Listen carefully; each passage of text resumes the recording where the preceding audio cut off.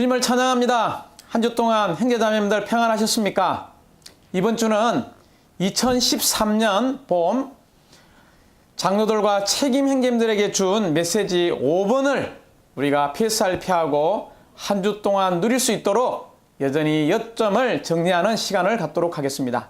메시지 5번의 제목은 부름받은 사람의 완전한 체험을 가짐으로써 하나님의 자격 있는 종이 됨이라는 제목입니다. 이 제목에서 우리는 두 가지를 먼저 붙잡을 필요가 있습니다. 첫 번째, 부름받은 사람이라는 것입니다. 우리는 다 하나님께 부름받은 사람들임을 찬양합니다. 이런 하나님께 부름받은 사람들은 다 어떤 사람들이 되어야 되냐면 하나님을 섬기는 하나님의 종들이 될 필요가 있는데 어떤 종이 되어야 하냐면 바로 하나님의 자격이 있는 종이 될 필요가 있다는 것입니다.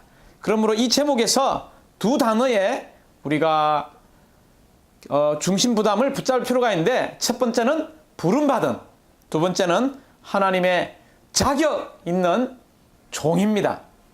그리고 우리가 밑에 있는 이 성경 구절들을 우리는 유심히 보아야 할 뿐만이 아니라 이 성경 구절들이 무엇을 말하고 있는지 우리는 사실에 밝아야 합니다. 첫 번째, 출애굽기 3장 2절부터 4절은 불타는 가시떨기 나무의 이상을 우리에게 보여주고 있습니다. 그러므로 3장 2절에 여호와의 천사께서 가시나무 떨기 가운데서 이는 불꽃 속에서 그에게, 즉 모세에게 나타났다라고 말하고 있습니다. 그러므로 여기 가시떨기 가운데에 있는 이 불꽃에 우리는 밑줄을 걸 필요가 있습니다. 그러므로 출애굽기 3장 2절부터 4절은 전일하게 먼저 우리에게 불타는 가시떨기에 바로 이 이상이 무엇인가를 우리에게 보여주고 있다는 것을 먼저 붙잡아야 되겠습니다. 두 번째는 출애굽기 3장 14절부터 15절, 출애굽기 3장 6절, 이 두 구절은 바로 하나님이 누구이신지에 대한 계시를 우리에게 보여주고 있습니다. 먼저 출애굽기 3장 14절부터 15절은 그러자 하나님께서 모세에게 말씀하셨다. 나는 이다 이라고 말씀하고 계십니다. 여기에 나는 이다 이 단어에 우리는 밑줄을 걸 필요가 있습니다. 나는 이다이신 이 여호와의 뜻이 무슨 뜻인가 우리 형님들 잘 아실 것입니다. 나는 이다이라는 뜻은, 이 여호와 하나님이라는 뜻은 바로 스스로 존재하시고 항상 존재하시고 유일하게 존재하시는 분으로서 우리의 모든 것이 되시는 바로 여호와 하나님이라는 뜻이며 바로 신약에서는 우리가 사랑하는 예수라는 뜻입니다. 그러므로 여기에 나는 이다, 이런 여호와 하나님이신 이분에 대해서 우리는 알 필요가 있고, 두 번째 하나님이 누구이신가에 대한 부담은 출애굽기 3장 6절에 나오는데요. 여기에 보면 하나님께서 또 말씀하셨다. 나는 너희의 조상의 하나님. 여기에 줄을 꺼야 되겠죠. 너의 조상의 하나님. 즉 우리의 하나님은 우리와 함께 하시는 이 역사를 쓰시는 하나님이시라는 것을 우리에게 보여주고 있습니다. 또한 두 번째, 어떤 하나님이십니까? 아브라함의 하나님, 이삭의 하나님, 즉 야곱의 하나님. 그분은 모든 각계계층에 이 하나님인 것을 보여주고 있으며 심지어 부활의 하나님인 것을 우리에게 보여주고 있습니다.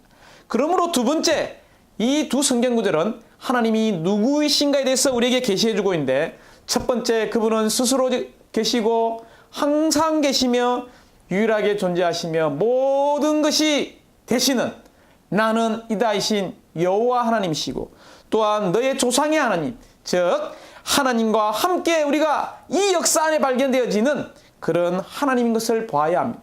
즉 우리는 예수 그리스도를 통하여 이런 신성한 영역 안에 있는 역사를 쓰는 자녀가 되었음을 찬양합니다.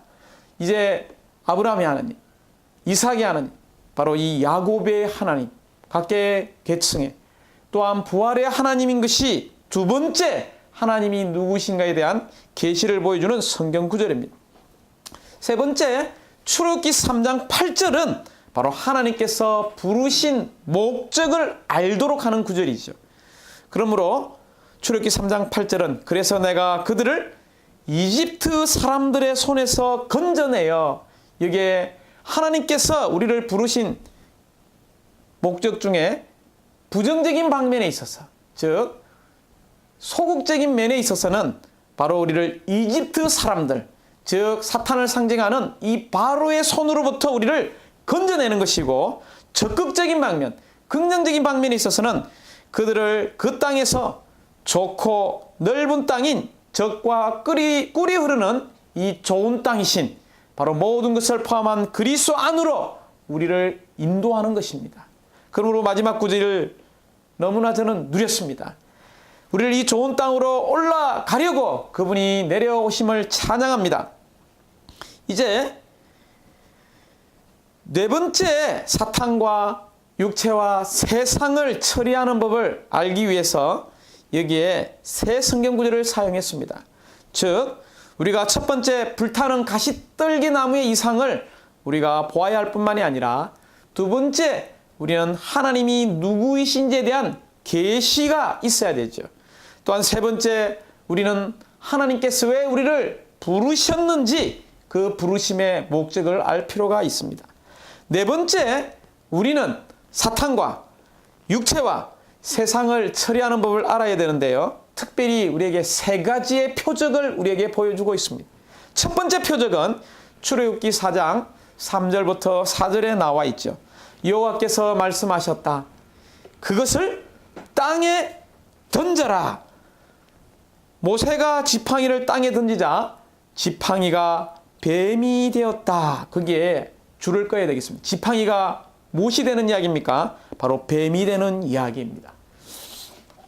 사랑하는 자매님들, 첫 번째 표적은 지팡이가 뱀이 되는 표적이고, 두 번째 표적은 출애굽기 4장 6절부터 7절에 나오는데요. 여기에 모세가 품에 넣었다가 손을 빼보니 그 손이 무엇이 되었습니까? 바로 나병이 되었죠. 그러므로 두 번째 표적은 바로 손에 나병이 걸리는 이런 표적이라는 것이죠. 이것은 바로 우리 죄의 육체를 상징하고 있습니다. 세 번째 표적은 출애굽기 4장 9절이죠. 간단하게 여기 보면 물이 피가 되는 표적입니다. 그러므로 이게 강물을 조금 떠다가 마른 땅에 부어라. 그러면 강에서 떠온 그 물이 마른 땅에서 피가 될 것이다. 그게 줄을 꺼야 되겠죠. 어떤 데 줄을 꺼야 됩니까? 그 물이 마른 땅에서 무엇이 되었나요? 바로 피가 될 것이라는 것입니다. 그러므로 이 세 표적은 우리에게 뭘 암시해주고 있습니까? 이 세 표적은 특별히 마귀와, 두 번째는 세상과 바로 우리 육체에 대해서 말해주고 있습니다. 첫 번째, 이 지팡이가 뱀이 되는 이 표적을 좀 보시기 바랍니다. 하나님 위에 우리가 어떤 것을 의지한다면 무엇이든 뱀이 자신을 감추는 장소라는 것을 우리가 붙잡아야 되죠. 그러므로 사도 바울 행전님은 고린도후서 2장 11절에서 우리가 사탄의 계략을 모르는 것이 아닙니다라고 이 사탄에 관해서 강하게 말하고 있습니다. 두 번째 표적에 보면 이 손에 나병이 걸리는 표적이죠. 이것은 어떤 것입니까? 바로 우리는 이 죄의 육체를 가지고 있으며 이 육체와 썩음과 부패가 바로 육체의 조성체라는 것을 우리는 볼 필요가 있습니다. 그러므로 사도 바울 행전님은 로마서 7장 18절에서 내 안에 곧 내 육체 안에 선한 것이 거하지 않는 것을 안다라고 말하고 있습니다. 세 번째 표적은 무엇입니까? 바로 물이 피가 되는 표적이죠. 바로 세상이 죽음으로 가득한 것이 이 나일강으로 예표되어 있죠. 많은 세상 사람들은 이 세상에서 즐거움과 오락과 어떤 기쁨을 취해보려고 하지만 그 결과는 다 죽음이라는 것을 우리에게 보여주고 있습니다. 그러므로 바울 행전님은 갈라디아서 6장 14절에서 이렇게 말하고 있습니다. 세상은 나에 대해서 십자가에 못 박혔고 나는 세상에 대하여 십자가에 못 박혔습니다라고 말하고 있습니다. 그러므로 여기에 나오는 성경 구절을 우리가 유심히 볼 때에 네 번째 표적은 바로 사탄과 육체와 세상을 처리하는 방법을 우리에게 보여주고 있습니다. 이제 마지막 5번째 나오는 출애굽기 4장 14절 하반절부터 16절, 그리고 출애굽기 4장 24절부터 26절은 바로 짝을 이루고 잘려지는 이 체험을 우리에게 보여주고 있습니다. 먼저 출애굽기 4장 14절 하반절부터 16절은 바로 남성의 도움을 우리에게 이야기하고 있죠. 그게 누가 나옵니까? 바로 아론이 나옵니다. 15절을 읽어보면 내가 너의 입과 그의 입에 함께하며 너희가 무엇을 해야 할지를 가르쳐 주겠다. 그가 너를 대신하여 백성에게 말할 것이다. 그는 너의 입이 되고 너는 그에게 하나님과 같이 될 것이라고 말하고 있습니다. 여기서 우리에게 보여주는 것은 이런 모세가 아론의 일을 할 수 있었죠. 그러나 몸의 원칙 안에서 모세가 할 수 있는 것을 여전히 아론이 할 수 있도록 하는 이런 서로 함께하는 몸의 원칙을 우리에게 보여주고 있습니다. 두 번째 출애굽기 4장 24절부터 26절은 바로 여성의 도움을 보여주고 있는데, 거기 보면 시므라가 부싯돌을 가져다가 자기 아들의 포피를 잘라서 모세의 발 앞에 던지며 이렇게 말합니다. 당신은 참으로 나에게, 거기에 동그라미를 쳐야 되겠습니다, 피의 신랑입니다라고 말하고 있습니다. 이 피의 신랑, 이게 무엇입니까? 바로 잘려지는 주관적인 우리의 체험을 이야기하고 있죠. 그러므로 우리가 회복 안에서 또한 몸 안에서 유용한 지체가 되려면 우리는 잘려지는 표시가 있어야 합니다. 이 잘려냄은 우리의 타고난 생명에 따라 생활하지 않는 것을 상징하고 있죠. 그러므로 우리가 이런 잘려짐의 체험, 이런 파쇄됨의 체험 이후에 우리는 하나님의 위임을 수행할 수 있다는 것을 우리가 볼 필요가 있습니다. 그러므로 이러한 성경 앞에 나오는 구절을 먼저 우리가 다 이해했다면 지금부터 추구하는 개요는 너무나 간단합니다. 왜냐하면 이 메시지 5번은 전일하게 한 인물, 어떤 인물입니까? 부름받은 바로 하나님의 종인 이 모세가 완전한 자격과 온전하게 된 첫 번째 하나님의 종이었다는 것을 우리에게 보여주고 있으며, 심지어 성경에서 완전한 자격을 갖춘 첫 번째 하나님의 종의 표준의 본이었다는 것을 보여주고 있습니다. 그러므로 지금부터는 오늘의 양식 개요로 우리가 넘어오시기 바랍니다. 페이지 92페이지를 펴시면 로마 숫자 1번의 중심부담은 바로 한 인물, 바로 모세를 우리에게 언급하고 있습니다. 다시 한번 강조합니다. 이 모세는 바로 완전하고 자격이 있고 온전하게 된 첫 번째 부르심 받은 사람들이 하나님의 종이 될 때에 가장 좋은 표준의 본이었다는 것을 우리에게 보여주고 있으며, 하나님의 모든 종이 심지어 부름받은 것의 표준이었다는 것을 우리에게 보여주고 있습니다. 이제 로마자 2번부터 로마자 6번은 조금 전에 저희가 이 성경 구절을 참고했던 것처럼 이 5가지의 전이란 부담을 우리에게 보여주고 있습니다. 첫 번째는 무엇이었나요? 바로 불타는 가시떨기 나무의 이상을 보는 것이었습니다. 거기에 중심 부담이 이상을 보는 거죠. 어떤 이상이었습니까? 바로 불타는 가시떨기의 이상이었죠. 두 번째는 무엇이었나요? 바로 하나님이 누구시인지에 대한 계시를 갖는 것입니다. 이게 계시라는 단어. 어떤 계시죠? 하나님이 누구시인가. 세 번째는요, 하나님께서 부르신 목적을 아는 것입니다. 무엇을 안다고요? 목적을 아는 거죠. 그러므로 이상, 계시, 목적. 네 번째는요, 바로 사탄과 육체와 세상을 처리하는 법을 합니다. 이게 처리죠. 세 가지를 처리해야 됩니다. 마지막은요, 바로 짝을 이루고 잘려지는 것을 체험하는 것입니다. 체험이죠. 그러므로 이 5단어를 붙잡기 원합니다. 이상, 어떤 이상입니까? 계시, 어떤 계시입니까? 그 다음에 세 번째는요, 목적. 네 번째는요, 바로 처리. 마지막 5번째는 체험에 관한 부분이라는 것을 붙잡으시기 원합니다. 그러므로 이제 로마자 2번부터 이 6번까지는 2번은 바로 불타는 가시떨기나무에 관한 이상이고, 로마자 3번은 하나님이 누구신지에 대한 계시의 부분이며 로마자 4번은 바로 하나님께서 부르신 목적을 알미고 로마자 5번은 바로 사탄과 육체와 세상을 처리하는 법을 아는 부분을 이야기하고 있고 마지막 로마자 6번은 짝을 이루고 잘려지는 것을 체험하는 것을 말하고 있습니다.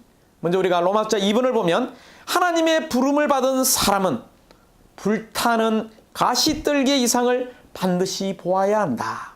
그럼 우리에게 줄을 끌 필요가 있죠. 불타는 가시떨기의 이상입니다. 그러면 첫 번째 단어인 이상의 동그라미.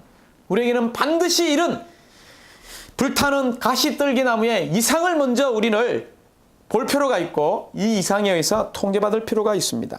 그러므로 로마자 2번 A번을 읽어보면 창세기 3장이 나오고요. B번에는 기묘하게도 출애굽기 3장이 나옵니다. 먼저 A번에 창세기 3장에 나오는 이 가시나무는 바로 타락한 사람의 저주 아래 있다는 것을 우리에게 보여주고 있다는 거죠. 그러나 출애굽기 3장에 나오는 이 가시떨기, 이 가시나무는 바로 하나님의 그릇이 된 것을 보여주고 있습니다. 어떤 그릇입니까? 바로 그게 불꽃이 이 가시떨기 나무와 하나가 되었다는 거죠. 아주 중요한 단어가 이게 하나입니다. 그러므로 이 가시나무와 이 불꽃의 하나, 이것이 출애굽기 3장에 나오는 가시떨기 나무에 관한 이상의 부분이죠. 어떻게 이 저주받은 이 가시나무가 출애굽기 3장에 와서는 이 불꽃인 부활의 하나님과 하나 될 수 있습니까? 그것은 전적으로 B번의 1번에 보면 구속을 통하여서 이루어진 사실이라는 것입니다. 할렐루야! 주님의 구속을 찬양합니다. 구속을 통해서 이제 저주가 더 이상 없으며 이 가시나무가 바로 하나님과 하나 되었음을 찬양합니다. 그러므로 B번의 2번에 보면 구속하시는 그리스도는 저주를 없애셨고 불이신 그 영이신 그분은 우리에게 주어졌음을 찬양합니다. 이제 이 C번은 바로 죄인과 부활의 하나님인 이 불꽃이 얼마나 중요한 것을 보아야 합니다. 창세기 3장에서는 다만 죄인으로 남아있지만 출애굽기 3장에 올 때는 이 죄인과 불꽃의 만남, 전적으로 무엇을 통해서입니까? 그리스도의 구속을 통하여 이러한 놀라운 역사가 이루어졌음을 주님께 찬양합니다.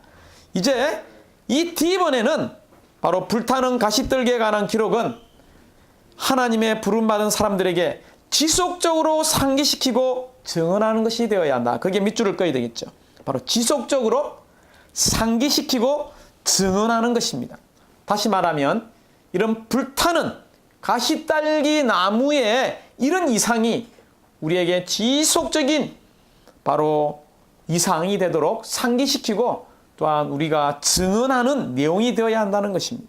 그러므로 뒤에 1번에 보면 창세기 3장에 이 불꽃은 어떤 불꽃이었냐면 바로 생명나무에 이르지 못하게 하는 차단하는 불꽃이었다. 그러나 조금 전에 제가 말씀드린 것처럼 출애굽기 3장의 이 불꽃은 바로 이러한 죄인들을 방문하고 심지어 죄인들 안에 거주할 수 있는 불꽃인 것을 우리에게 보여주고 있습니다. 그러므로 이 2번에 이 불꽃이 우리를 방문하고 우리의 거주하지만 결코 이 2번에서는 우리의 타고난 생명을 연료로 사용하지 않고 다만 하나님 그분 자신이 연료로서 타오르는 것을 우리에게 보여주고 있습니다. 그러므로 형제자매들 기억하시기 바랍니다. 우리는 다만 하나님께서 이 불꽃인 하나님께서 부활의 하나님께서 우리 안에 나타나도록 하는 수단이요 그릇이요 통로라는 것을 기억하시기 바랍니다. 이것이 우리에게 놀라운 이상을 줬죠. 우리는 다 이러한 그릇들입니다. 이러한 그릇들이 합쳐질 때에 이러한 통로들이 합쳐질 때에 결국 이것이 바로 교회지 않습니까? 그러므로 이번에 이 교회는 또 다른 정의이죠. 부활의 하나님으로 불타는 단체적인 가시떨기 나무라는 것입니다. 그러므로 형제자매들 기억하시기 바랍니다. 하나님은 하나의 갈망을 갖고 계시고 궁극적인 목표를 갖고 계시는데 이러한 단체적인 가시떨기 나무, 불타는 이런 단체적인 가시떨기 나무인 교회인 한 거처를 갖기를 원합니다. 이 한 거처는 전적으로 바로 구속된 인성 안에서 불타시는 삼일 하나님이시라는 것입니다.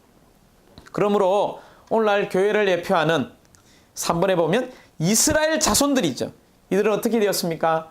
구속받고 거룩해 되고 변화된 바로 건축된 단체적인 가시떨기 나무였다는 것을 우리가 볼 필요가 있다는 것이죠.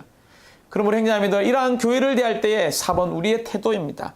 우리는 교회가 가련하거나 수준이 없다거나 교회에 누림이 없다거나 이런 소극적인 말을 하는 사람들이 아니라 우리는 교회 생활에 대해서 우리는 주님을 찬양하는 사람들이 되어야 합니다. 우리가 만약 교회에 대해서 찬양하는 입술을 갖고 있다면 하나님은 우리를 축복 아래 두게 될 것입니다. 그러므로 거기 A번에 보면 그분은 야곱의 제약을 어떻게 하십니까? 민수기 23장 21절 읽어보면 보지 않는다라고 이야기하고 있습니다.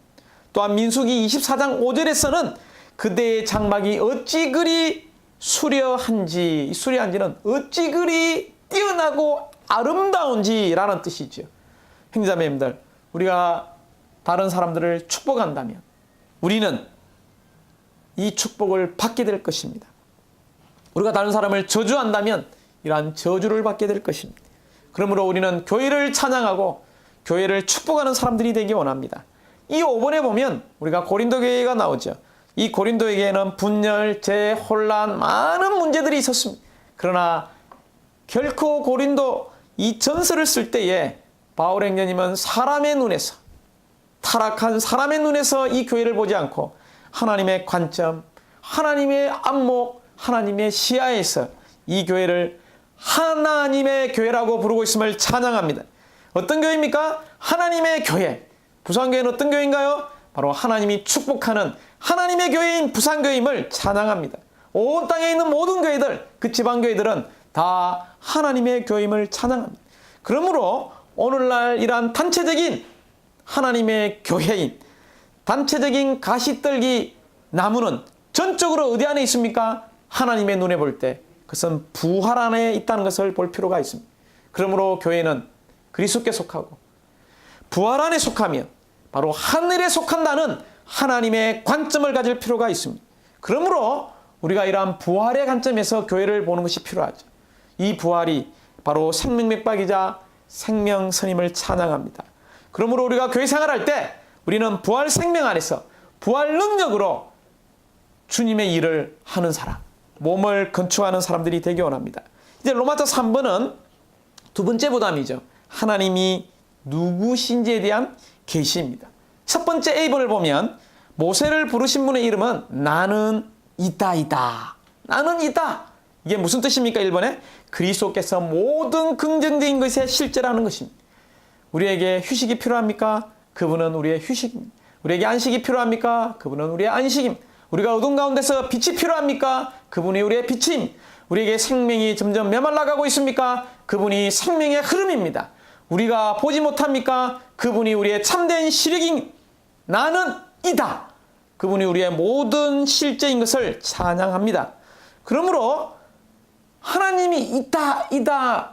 이 이면에는 우리는, 우리 자신은 아니다라는 뜻을 포함하고 있습니다. 하나님은 이시고 나는 아닙니다. 하나님은 모든 것이고 나는 아무것도 아님을 선포하는 사랑하는 지체들이 되기 원합니다. 이제 B번에는 바로 모세를 부르신 분은 그의 조상의 하나님이었다는 거죠. 어떤 것을 함축하고 있습니까? 1번에 바로 하나님께서 함께한 역사를 함축하고 있다는 것이죠. 그러므로 하나님께서 보실 때 우리를 부르신 사랑하는 주 예수님이 우리의 영적인 조상의 하나님이심을 찬양합니다. 이제 세 번째 하나님이 누구신가에 대한 것은 그분은 부활의 하나님이셨다는 것입니다. 아브라함과 이삭과 야곱의 하나님, 바로 부활시키는 삼일 하나님이심을 우리에게 계시해 줌을 찬양합니다. 그러므로 A번은 바로 아브라함의 하나님, B번은요 이삭의 하나님, C번은요 이 야곱의 하나님. 그 밑에 있는 내용을 읽어보면 이 세 하나님에 대한 참된 의미를 우리가 만질 수 있습니다. 그러므로 이 아브라함, 이삭, 야곱의 하나님을 우리가 언급할 때마다 전적으로 우리는 어디에 있어야 합니까? 우리는 부활 안에 있을 필요가 있습니다. 부활 안에서 심지어 모든 것을 하는 사람이 되어야 합니다. 이제 로마서 4번은 바로 하나님께서 부르신 목적 세 번째죠. 이 목적에 보면 이 A번을 보면 A번은 바로 부정적인 방면입니다. 어떤 방면인가요? 사탄과 세상의 강탈에서 이러한 폭정에서 우리를 구출하는 것이죠. 그러나 B번은 긍정적인 방면으로서 우리를 가나안 땅으로 인도하는 것입니다. 이 가나안 땅은 무엇을 예표하나요? 오늘날 모든 것을 포함하신 그리스도를 예표하고 있음을 찬양합니다. 이제 로마자 이 5번은 네 번째 사탄과 육체와 세상을 처리하는 법을 우리에게 보여주고 있죠. A번은 바로 사탄을, B번은 육체를, C번은 우리에게 세상을 보여주고 있습니다. 세 가지 표적이라고 이야기했죠. 첫 번째, 지팡이가 뱀이 되는 표적은 뭡니까? 바로 하나님 이외의 어떤 것을 의지한다면 그곳에 사탄이 숨어 있다는 것을 기억하시기 바랍니다. 두 번째, 육체, 이 나병은 바로 죄와 썩음과 부패와 더러움의 조성체입니다. 그러므로 우리가 육신대로 따라 살면 반드시 죽을 것이지만 로마서 8장 13절 후반 구절에서는 그 영을 따라 살면 우리가 살 것이라고 이야기하고 있습니다. 세 번째, 이 세상, 이런 세상이 주는 공격과 오락은 결국 무엇으로 가득하게 되나요? 죽음의 피로 가득하게 된다는 것을 우리가 기억해야 합니다. 이제 마지막 로마자 6번은 짝을 이루고 잘려지는 체험이 필요하다는 것을 보여주고 있습니다. 두 가지죠. 짝을 이루는 것. 두 번째는요, 잘려지는 것입니다. 그러므로 A번은 바로 잘려지는 것에 대해서, B번은요, 바로 A번은 짝을 이루는 것에 대해서, B번은요, 바로 잘려지는 체험이죠. 이 짝을 이루는 면은 서두에 이야기했죠. 남성적인 도움으로서 객관적입니다. 그러나 이 B번, 이 여성의 도움, 이 잘려지는 것은 주관적인 체험이라는 것입니다. 그러므로 사랑하는 자녀들, 우리는 몸의 원칙 안에서 자신과 짝을 이루는 동반자가 너무나 필요합니다. 이러한 동반자들을 통하여 우리가 온전케 되어지고 심지어 균형이 잡히며 제한받으며 겸손하게 된다는 것을 기억하시기 바랍니다. B번은 바로 타고난 생명이 할례받는 것이죠. 우리가 주님의 손에 유용하려면 우리는 할례받을 필요가 있습니다. 우리의 타고난 생명이 잘려나갈 필요가 있습니다. 이렇게 잘려진 후에 뭐라고 이야기했습니까? 하나님의 경륜을 성취하는 데 있어서, 하나님의 유임을 수행하는 데 있어서 우리는 유용한 사람이 될 수 있습니다. 그러므로 10번 마지막이죠. 하나님의 부름에 관한 모든 방면이 하나의 우리의 부담입니다. 오늘날 주님의 회복 안에서 우리의 체험이 되어야 한다는 것입니다. 주님을 찬양합니다. 한 주 동안 또한 이러한 메시지의 요점을 붙잡고 누리는 지체들이 되기 원합니다. 아멘.